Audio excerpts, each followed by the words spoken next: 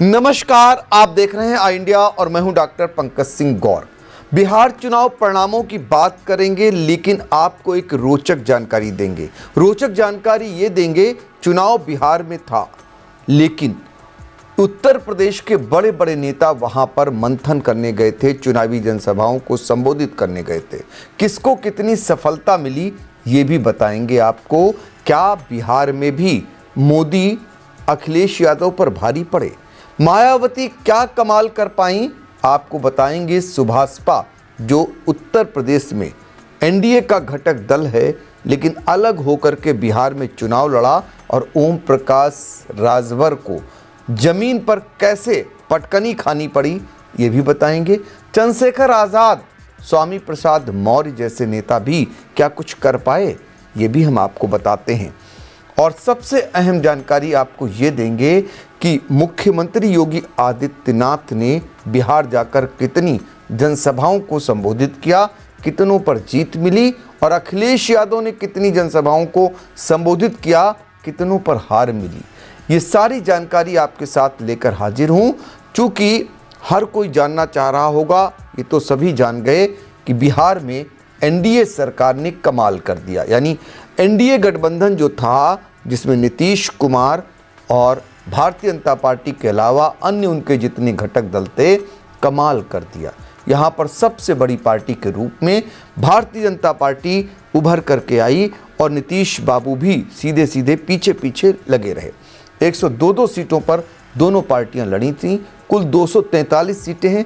अन्य पार्टियों पर अन्य सहयोगी दल लड़े थे, लेकिन सबसे बड़ी बात जो निकल करके आई, 200 प्लस सीटें यहाँ एनडीए जीतता हुआ दिखाई दिया। दूसरी तरफ महागठबंधन यानी तेजस्वी यादव और राहुल गांधी और उनके तमाम घटक दल, वो सिर्फ और सिर्फ यहाँ पर 36 सीटों के आसपास सिमटते हुए दिखाई दिए। तो जो घाटा हुआ है महागठबंधन को इस चुनाव में, वो 78 सीटों का पिछले चुनाव के मुकाबले। सरकार बनाना तो दूर की रही।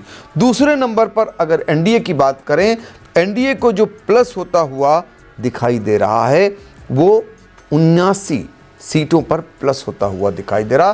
पिछले चुनाव के मुकाबले गजब हो गया बिहार में। अब बिहार का चुनाव था, उत्तर प्रदेश के नेताओं की भी प्रतिष्ठा दांव पर थी। किसने कितना कमाल दिखाया ये हम आपको बताते हैं। दरअसल यहाँ पर बिहार में योगी अखिलेश यादव पर भारी पड़े। क्यों भारी पड़े आपको बताते हैं।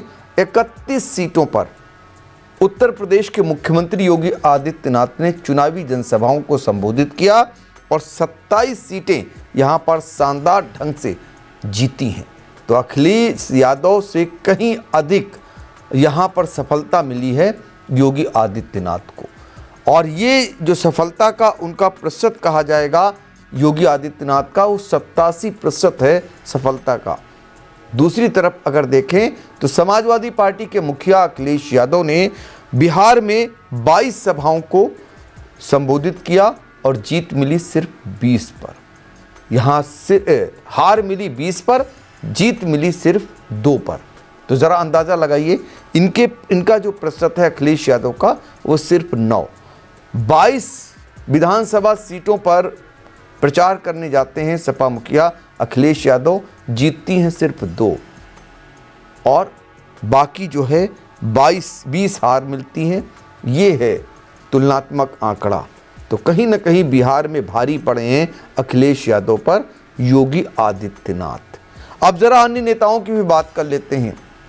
बसपा सुप्रीमो मायावती, अब 5 सीटों के लिए साझा उन्होंने चुनावी जनसभा को संबोधित किया।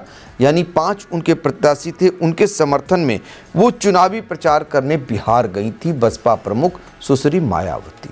यहाँ का जो नतीजा बताएं आपको, ये कैमूर जिले की भभुआ सीट पर प्रचार करने गई थी। यहीं 5 प्रत्याशियों को बुला लिया गया था, उनके समर्थन में प्रचार किया था। 1 सीट पर सफलता मिली है बसपा प्रमुख मायावती को। और आपको बता दें, पहले भी 1 सीट बसपा जीती थी और इस बार भी 1 ही सीट जीत पाई बिहार में। कोई खास कमाल नहीं हो सका यहाँ पर, लेकिन कम से कम लाज बच गई। 1 सीट पर जीत मिली पुराना इतिहास फिर से बसपा ने बिहार में दोहरा लिया। अब ज़रा उनको सोचिए, जो अन्य नेता वहाँ प्रचार करने गए थे उनमें अगर बात करें तो यूपी से आज़ाद समाज पार्टी के मुखिया चंद्रशेखर आज़ाद रावण, जो कि खुद सांसद भी हैं, वो भी प्रचार करने गए थे। और इसके अलावा स्वामी प्रसाद मौर्य ये पहुंचे हुए थे।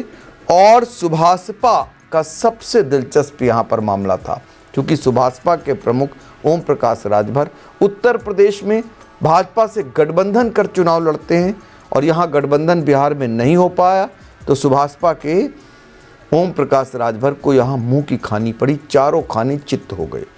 सुभाषपा के प्रमुख ओम प्रकाश राजभर ने जब नहीं यहाँ गठबंधन हो पाया तो बड़े पैमाने पर प्रत्याशियों को लड़ाने का काम किया। एक भी प्रत्याशी जीतना तो दूर रहा, जमानत भी नहीं बचा पाया। ओम प्रकाश राजभर ही नहीं, उनके बेटे भी यहाँ पर पहुँचे, जोर शोर से प्रचार किया, जीत नहीं पाए, जीत नहीं सके। अंततोगत्ता चाहे ओम प्रकाश राजभर हों, चाहे चंद्रशेखर आज़ाद रावण हों या फिर स्वामी प्रसाद मौर्य, बिहार में उन्होंने देख लिया कि उनकी हैसियत क्या है। वहाँ पर उनको जनता ने सिर माथे बिठाना तो दूर की बात रही, उन पर गौर भी नहीं फरमाया, यानी एक भी प्रत्याशी की जमानत नहीं बच सकी। आप ज़रा सोचिए, ये बिहार का हाल है। अब बिहार को कहा जाता है शिक्षा के क्षेत्र में बहुत ही अग्रणी कह सकते हैं, और यही कारण है कि आज बिहार से बड़े पैमाने पर नौकरशाही में अगर देखें तो बड़े पैमाने पर वहाँ से लोग निकल कर के आ रहे हैं। और बिहार के लोगों ने योगी को सर माथे पर बिठाया, अखिलेश यादव को उनके मुकाबले दूर रखा, बहुत दूर रखा। ये है अपडेट बिहार विधानसभा चुनाव परिणाम आने के बाद।